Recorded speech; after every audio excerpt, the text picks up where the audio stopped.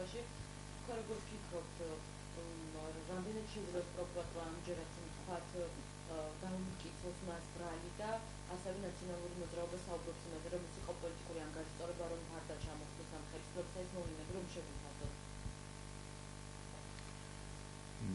თავისთავად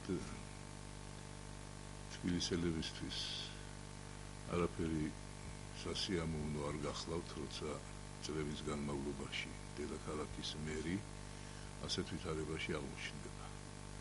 თუმცა თავად უგულავა როგორც ჩანს მაინც ამაზე არ დარდობს, რადგან მან დაკავებისას ჩამოყალიბა საკუთარი ფორმულა და მიზანი, რომ მისი სურვილი იყო ჩამოეხსნა ნიღაბი დღევანდელი ხელისუფლებისთვის და რომ ამ მიზანს მან მიაღწია.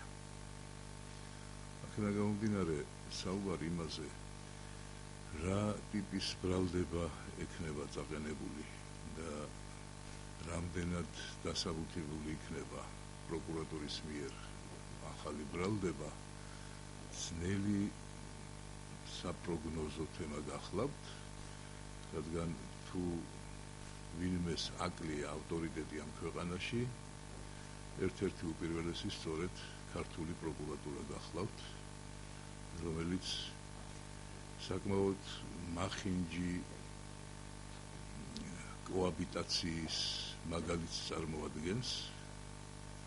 დღესაც, როცა 60% დაახლოებით კადრებისა პროკურატურაში არის დაკომპლექტებული ზურაბადეიშვილის მიერ, რასაკვირველია, რაიმე პროფესიონალიზმზე და მორალურ პრინციპებზე საუბარი ზედმეტია.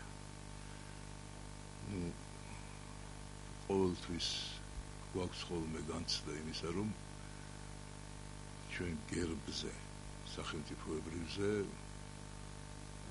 უკვე მოძველდა წარწერა ძალა ერთობაშია და ვიმყოფებით სახელმწიფოში, სადაც ზეობს პრინციპი, რასაც დასდეს იმას მოიმკი.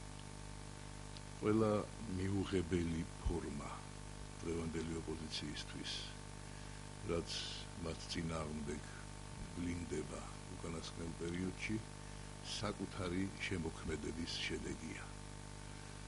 და დღესაც, როცა ვისმენთ, როგორ მოძღვრავენ ცესკოს მუშაობის თაობაზე ადამიანები, რომლებიც წლების განმავლობაში პროფესიონალი გამყალბებლები იყვნენ ამ პროცესის. რასაკვირველია, ეს არის ერთი მხრივ შეურაცხყოფა ქართული საზოგადოების და მეორე მხრივ გამომდინარე მათი აქტიურობისა საზღვარგარეთ და მათ უცხოელ კოლეგებთან, ეს გახლავთ საფრთხე ჩვენი სახელმწიფოსთვის, რადგან უფრო მკაფიო ხდება ნაციონალური მოძრაობის შურისძიების ფორმატი მოიცავს ცდილობას, რომ არ იქნას ზოგიერთი ევროპული ქვეყნის პარლამენტის მიერ რატიფიცირებული საქართველოსთან ასოცირების ხელშეკრულება.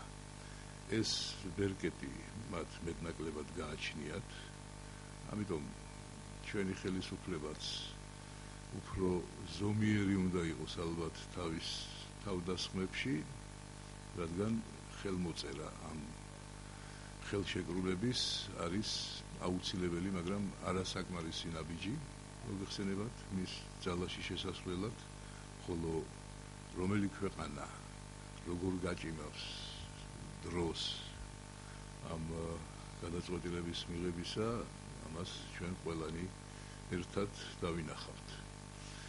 უბრუნდები რა ბატონი უგულავას თემას და აქაც ნაწილი აი ამ ლოზუნგის, რასაც დასთეს იმას მოიმკი, ბატონი უგულავას დათესილია, თუნდაც იმ ტონით, იმ გამონათქვამებით, იმ ცინიზმით, რომელიც მას ახასიათებს დღევანდელ ხელისუფლებასთან დაუსწრებელი დიალოგისას და ზოგადად ნაციონალური მოძრაობა აღწევს რა თავის მიზანს, რომ იყოს არა კრიტიკული მხოლოდ დღევანდელი ხელისუფლების მიმართ.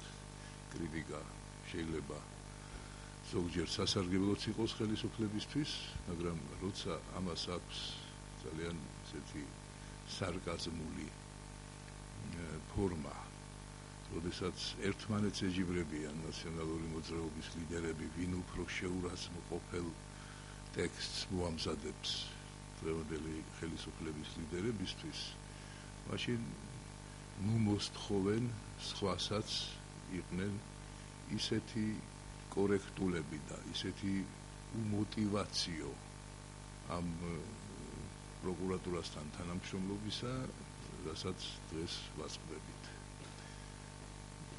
ხელისუფლება, რასაკვირველია, უნდა მოგცეს მაგალითი საზოგადოებას იმისა, რომ ჩვენ ყველანი ერთად განვასხვავებთ ერთმანეთისგან სამართლიანობას და შურისძიებას. აქვე პასუხისმგებლობა უფრო მაღალი აქვს, რასაკვირველია ჩვენ ადვოკატურასაც, რადგან ნაციონალური მოძრაობის წმინდანთა ადვოკატები ისეთივე ლექსიკით საუბრობენ ტელევიზორში, როგორც პოლიტიკოსები, რაც ცილდება ზოგადად სამართლიანობის და მართლმსაჯულების ფორმატს. მოსახლეობა მარტივად ხვდება, ვინ, როდის და რატომ არის გაღიზიანებული. პირადი გაღიზიანება, რასაკვირველია, არ შეიძლება იყოს საფუძველი რაიმე სამართლებრივი ქმედებისა, მაგრამ დროა მოვიძიოთ პროფესიონალები ყველგან და ყოველთვის. ერთხელ და სამუდამოდ ან წერა-კითხვა ვასწავლოთ ჩვენ პროკურატურის წარჩინებულთ, ან მივხვდეთ, რომ მათ არ ძალუძთ რაიმე ბრალდების ჩამოყალიბება. ასევე მოწმენი ვართ და ეს ფაქტი კიდევ ერთხელ დასტურდება უგოლავას საკითხთან დაკავშირებით, რომ ის სრული სიამტკილობა სასამართლო სისტემასა და პროკურატურას შორის, რასაც ადგილი ჰქონდა ადეიშვილის პირობებში, დღეს უკვე თვალსაჩინო განხეთქილების მოწმენი ვართ და პრაქტიკულად მიუხედავად იმისა, რომ სასამართლოს მიმართ სულ კომპლიმენტები ისმის დღევანდელი ხელისუფლებისგან და ზოგიერთი ჩვენი უცხოელი მეგობრისგან, რომ ის გახდა თავისუფალი, უკაცრავად თავისუფალი შეიძლება არიან საკუთარ არჩევანში, მაგრამ დამოკიდებულება პროკურატურასა და სასამართლოს შორის უფრო გარკვეულ შურისმაძიებელთა პაექრობას წააგავს, ვიდრე მზაობას სრულად მკაცრი დაცვისა მართლმსაჯულების ძირითადი ფუნდამენტალური ღირებულებების.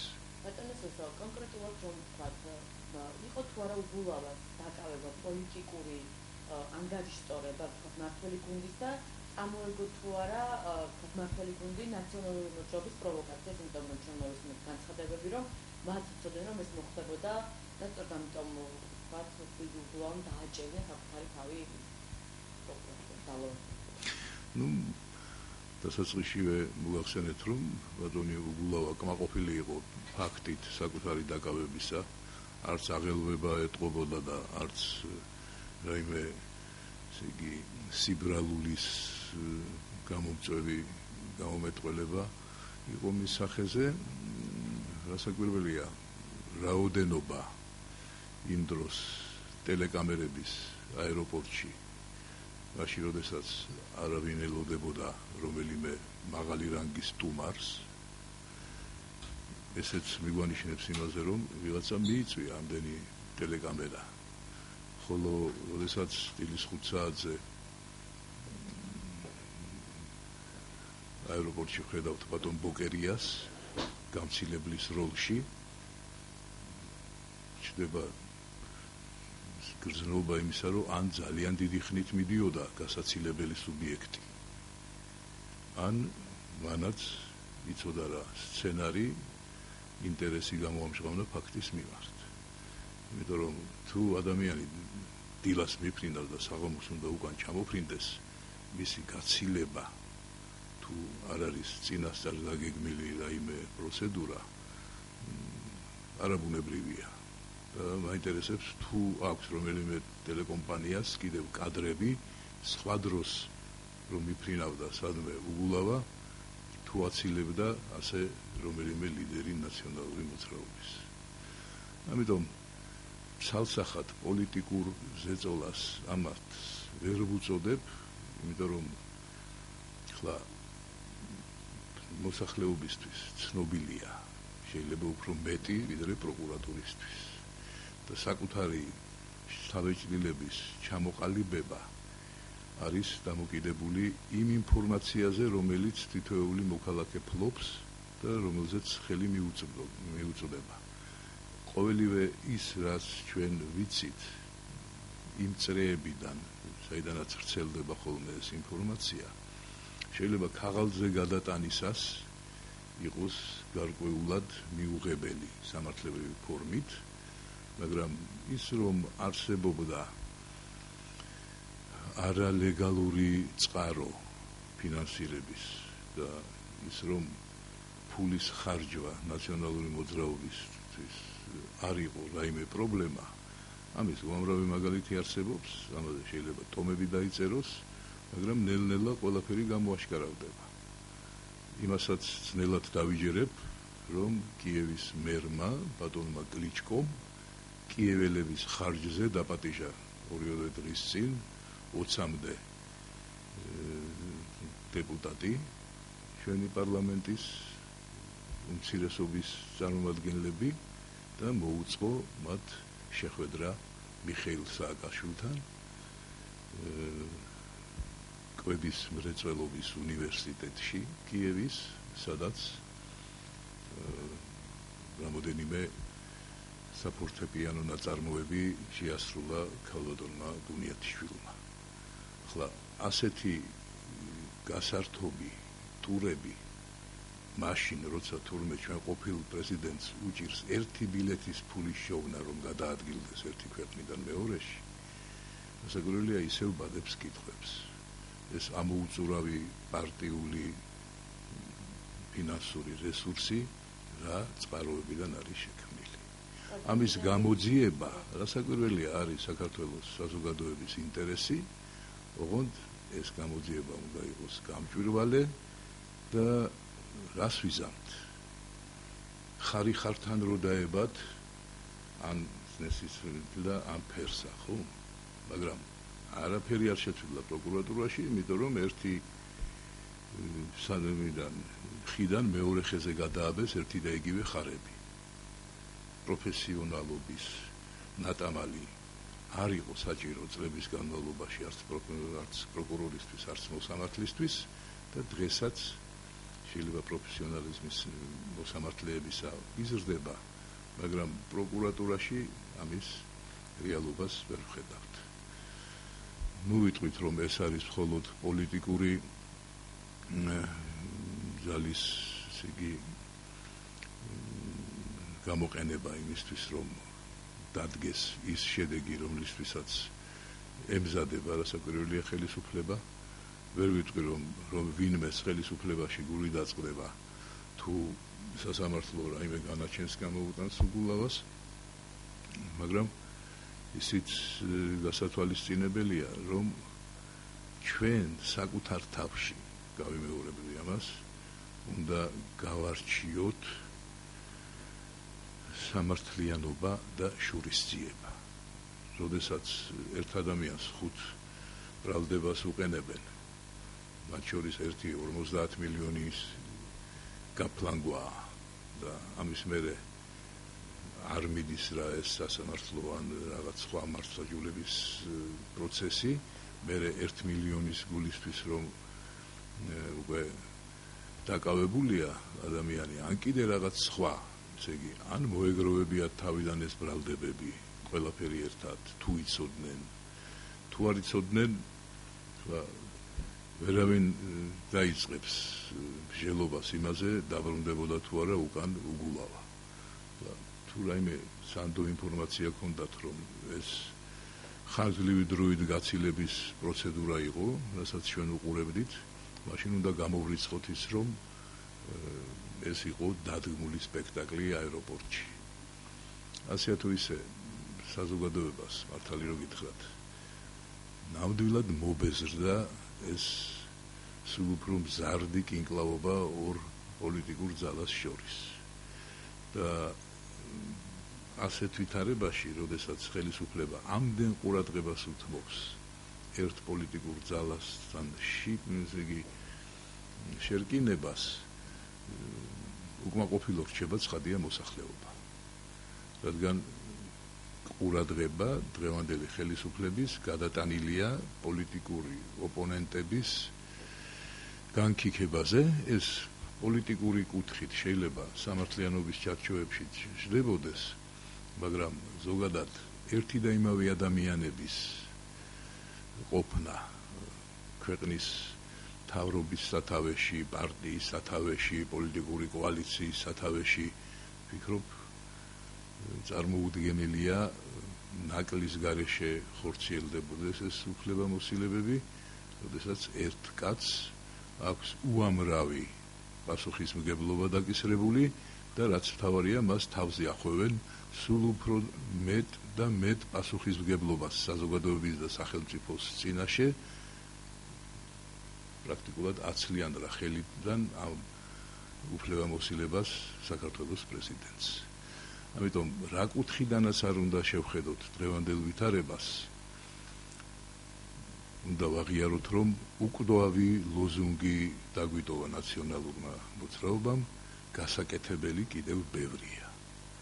მაგრამ გასაკეთებელი ბევრი არის არა მხოლოდ პოლიტიკოსების ან ხელისუფლების მიერ, არამედ უპირველეს ყოვლისა ქართული საზოგადოების მიერ, რომელმაც თავად უნდა დაიჯეროს, რომ მას აქვს პერსპექტივა გახდეს ევროპული ოჯახის წევრი სამომავლოდ. და ამისთვის არა თუ მზადება, არა თუ სადღეგრძელო, არამედ ყოველდღიური სერიოზული შრომა, ფიქრი და პერსპექტივის დანახვა თითოეული ინდივიდუუმის მიერ. რადგან რადგან ფინანსირება ახსენეთ, თუ გულაოს გამოცდილება, ბრალი ხომართიკოსთან დავის კედერაშვილის პასუხისმგებლობის საკითხით შეიძლება დადგეს, რადგან პროკურატურის მიერ მთავარი დამფინანსებელი ნაციონალური მოძრაობის პროფესორაშვილი და საუბარია მის მიერ გადმოწყებული ფულის საკითხებზე. ცით ხელისუფლების სხვა შორის როგორც ყოფილის, ისე დღევანდელის წარუმატებლობის ერთ-ერთი მთავარი მიზეზი ჩემის ასეთ გახლავთ ის, რომ ჩვენ ცხოვრობთ განსხვავებულ საინფორმაციო სივრცეში. მოვიდა თუ არა ქვეყნის სათავეში, ბატონმა სააკაშვილმა აკრძალა სახელმწიფო მოხელეებისთვის ქართული პრესის კითხვა. და არავის აღარ ჰქონდა უფლება სახელმწიფო დაწესებულებებიდან, რომ გამოეწერა ქართული პრესა. რატომღაც ეს ვეტო არც ივანიშვილის დროს მოიხსნა, არც ღარიბაშვილის დროს მოისმა. მე შორს ვარ იმ აზრისგან, რომ ჩვენი პრესა უნაკლოა და მხოლოდ პროფესიულ ინფორმაციას გვაწვდის გადამუშავებულს და ყოველთვის სანდოს. მაგრამ ხელისუფლებამ ხომ უნდა იცოდეს ის, თუ რა იცის მოსახლეობა. კი ბატონო, ახლა მარტო ცალკეული ტოქ-შოუების იმედად საკუთარი თავის ჩათვლა სრულად ინფორმირებულ ადამიანად აბსოლუტურად არასაკმარისია და დღესაც როცა კედერაშვილს ახსენებთ, კი ბატონო, რომელიღაცმა ფრანგმა პროკურორმაც და ადვოკატმაც აჯობეს ჩვენს გამოუცდელ პროკურორს. მაგრამ ის ინფორმაციები, რაც თუნდაც კედერაშვილთან დაკავშირებით ქვეყნდება ქართულ პრესაში წლების განმავლობაში, არც ერთი არ ყოფილა გაანალიზებული, არც ერთი არ ყოფილა შესწავლილი ოფიციალურად და ვიღებთ იგივეს, რასაც ადგილი აქვს იმავე ადეიშვილთან დაკავშირებით. არ მომისმენია, ეძებს თუ არა ინტერპოლი თავისი წითელი სიით ბატონ ადეიშვილს, რომელიც ერთ-ერთი ძირითადი შემოქმედია იმ უკუღმართობის, რაც წლების განმავლობაში საქართველოში ანგრევდა მართლმსაჯულებას და თუ ის ინფორმაცია მართალია, რომ მას ფარველობს უნგრეთის პრემიერ-მინისტრი და ის მისთვის ძვირფასი პერსონა გახლავთ, მაშინ ნუ გამოვრიცხავთ, რომ უნგრეთის საელჩოსთან თბილისში მოეწყოს აქციები, სწორედ ასეთი მიდგომის გამო. როდესაც სხვა ქვეყნის პრეზიდენტი შეიფარებს სხვა ქვეყანაში ბოროტმოქმედად ცნობილ ადამიანს, ეს არ არის რაიმე ტიპის თანამშრომლობა, ეს არის თანამზრახველობა. და ამიტომ სრული უფლება ექნება ჩვენს მოსახლეობას, რომ ადეიშვილის თანამზრახველად ჩათვალოს უნგრეთის პრემიერ-მინისტრიც. ასეთ გაურკვეველ, გაუგებარ ვითარებაში, როდესაც ხელისუფლებას არ გააჩნია მკაფიო ხაზი და შერჩევითი სამართალიო, როცა ბრძანებენ ოპონენტები, ჩვენ ყოველთვის უნდათ, რომ შერჩეულობა იყოს პოლიტიკური ნიშნით წარმოდგენილი. არა, შერჩევითია სამართალი, ოღონდ კრიმინალის მიმართ შერჩეული.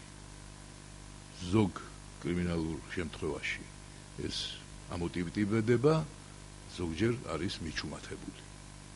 თუ პრეტენზია აქვს ვინმეს ნაციონალური მოძრაობიდან, რომ ისინი უკმაყოფილონი არიან, რატომ არის მათ მიმართ მართლმსაჯულება გააქტიურებული, მაშინ, როდესაც არიან კერძო პირებიც, რომლებმაც წლების განმავლობაში ჩაიდინეს დანაშაული, მიისთვის ეს სხვისი ქონება და ასე შემდეგ. ეს ხდება იმიტომ, რომ კორუფცია, როგორც ასეთი, წლების განმავლობაში გახლდათ ბიზნესის ლიცენზირებული ფორმა და ამ ლიცენზიას გასცემდა სამი ადამიანი.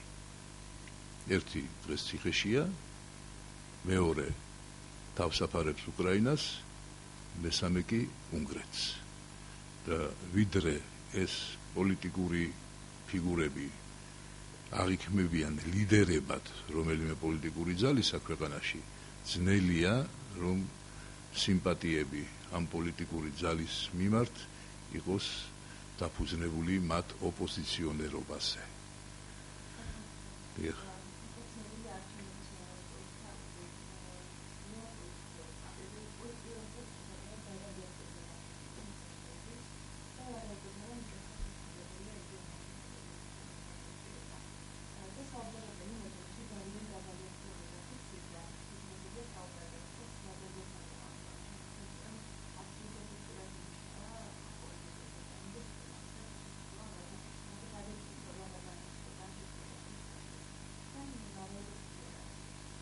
და აქვე პატრონოსო, რომ თქვა, თანამედროვე იყო განპირობებული ქართული ოცნების კრახი თქვა პირობებში, რომ მასადა დავით ნარმანიანი რომ იყო თბილისის მერობის არჩევნები, ეხლა ამ ერთ მოხერხებს ამას ქართული ოცნება რომ დაიწყოს გაიგო.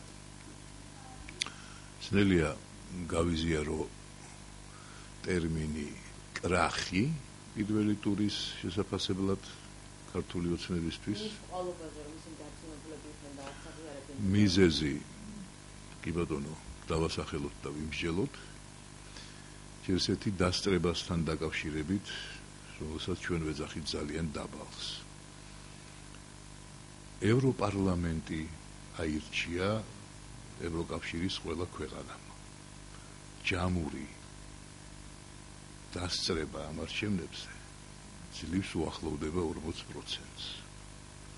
40% ხშირად არის მაქსიმუმი ცივილიზებულ სამყაროში არჩევნებზე მონაწილეობისას. თუ არ არის რაღაც კაფიო აუცილებლობა ხელისუფლების ცვლილების. ჩვენთან ჯერ კიდევ მენტალურად მოყვება გენეტიკური კოდი საბჭოთა პერიოდის, როდესაც 99% ამორჩევლების თითქოს მიდიოდა უბანში და მათი 99% უალტერნატივო ერთადერთ კანდიდატს აძლევდა ხმას.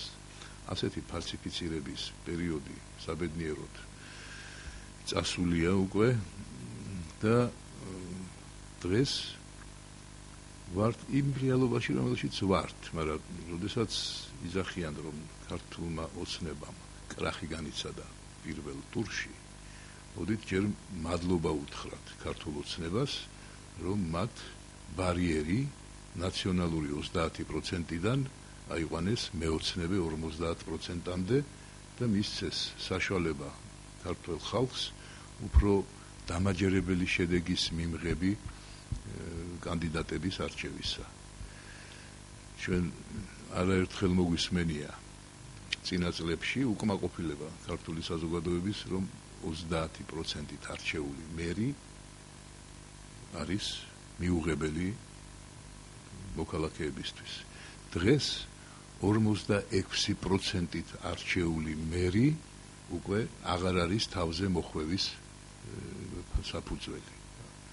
ამიტომ რასაკვირველია, ლეგიტიმაცია მეორე ტურში გამარჯვებულის საკმაოდ მაღალი იქნება, მიუხედავად უკვე დასწრებისა, რადგან პრაქტიკულად ყველაფერი გამოკვეთილია. როცა 15-20%-ით ასწრებ პირველ ტურში შენს ოპონენტს და პოლიტიკურ სივრცეში არ მიგაჩნია შენი პოლიტიკური ძალის მხარდამჭერი რომელიმე სხვა ასეთივე ორგანიზაცია, ბაქიბუქი იმაზე, რომ აი მეორე ტურის შიშით მოხდა უგულავას დაპატიმრება და რომ დაირღვა რაღაც საშინელი კანონი. ამასთან დაკავშირებით მე მგონი ეს ასეთი უსაფრთხოების ქოლგა, რომელიც შემოტანილი იქნა არჩევნებამდე, ეკუთვნოდა კანდიდატებს ამა თუ იმ საარჩევნო, ესე იგი, პროცესში ჩაბმულ კანდიდატს და არა რომელიმე შტაბის თანამშრომელს. ამიტომ არც იქ დარღვეულა ჩემის აზრით ეს თემა, რასაკვირველია ჯობდა ეს ყველაფერი მომხდარიყო მეორე ტურის შემდეგ, მაგრამ არა იმიტომ, რომ ეს რაიმე მნიშვნელობას შესძენდა განსხვავებულს არჩევნების შედეგს. არამედ იმიტომ, რომ მართლა დაიღალა ხალხი, მართლა უკვე ღიზიანდება იმავე სანახაობებით, რომელიც ოდესღაც აინტერესებდა კიდეც. დღესაც რამოდენიმე ტელევიზიაში უნდა ველოდოთ შფოთის შემტან გადაცემებს, კი ბატონო, ვიშფოთოთ ერთად, მაგრამ სადმე ერთად არ გადავყირავდეთ იმ ურმით, რომელზეც ვზივართ და რომლიდანაც გვინდა გადავჭდეთ ცივილიზებულ ტრანსპორტზე. იცით, პირდაპირ კავშირს ვერ ხედავ. ეს ის პარლამენტია, რომელმაც 30%-იანი ბარიერი აწია 50%-იანზე და თუ საუბარია არჩევნებთან მიბმაზე პარლამენტის საქმიანობისა, ამას რასაკვირველია მე დადებით მოვლენად ჩაუთვლიდი, მაგრამ არის სრულიად მახინჯი ფორმა დატოვებული საარჩევნო კოდექსში, როცა ხალხის მიერ არჩეულ მერს ერთ დღესაც უმრავლესობაში მყოფი ძალა საკრებულოსი გადააყენებს. ეს არის ანტიდემოკრატიული პოსტულატი და ნუ შეეცდება ვინმე დაიწყოს ამის გამართლება. ყველაზე სერიოზული არგუმენტი ბჭყალებში გაისმა ის, რომ ხო შეიძლება ადამიანებმა დაუშვან შეცდომა და არაირჩიონ სწორი კანდიდატი. უკაცრავად, მაგრამ ვინ აირჩია ეს კანდიდატი? იმავე ხალხმა, ვინც აირჩია აი ეს საკრებულო, რომელიც თურმე ახლა უკვე ზემდგომია მერზე. თუ აირჩია ხალხმა უღირსი მერი, ეს ნიშნავს, რომ რაღაც ხინჯი არსებობს ამ საარჩევნო პროცესში, ამიტომ როდესაც საკრებულო გადაწყვეტს მერის განთავისუფლებას, ეს უნდა იყოს ავტომატურად გავრცელებული საკრებულოზე, რადგან სწორედ იმავე ადამიანებმა აირჩიეს საკრებულო შესაბამისი შეცდომებით და უნდა დაინიშნოს ახალი არჩევნები. ნებისმიერი სხვა მოტივი და ფორმატი მერის გათავისუფლების არის მორიგი უნდობლობის ტალღის ზრდა ჩვენს ქვეყანაში და ისევ რომელიმე ახირებული ლიდერის ხასიათზე დარჩება ესა თუ ის სავარძელი თავისუფალი ან ვინმეთი დაბმული სამუდამოდ. მადლობა.